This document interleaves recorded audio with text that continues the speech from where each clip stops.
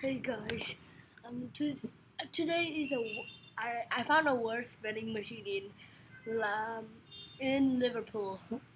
Look, I just wanted a soda called 7 Up, and I don't know what happened. I just inserted a few coin and it slot out, can't slot out, and I don't know what happened, but this thing happened. See, this thing happens.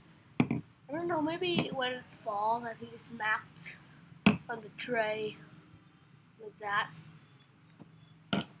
And it kind of curved out. Whatever. Let's try to open it. Whoa. Whoa, what the hell is this? Foils. All the water out.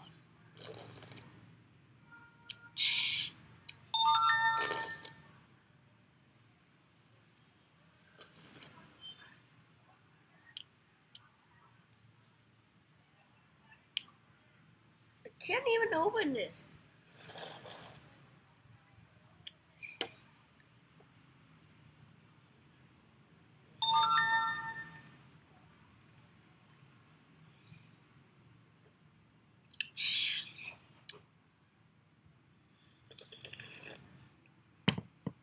Okay, I'll have to clean up this mess. Bye, guys.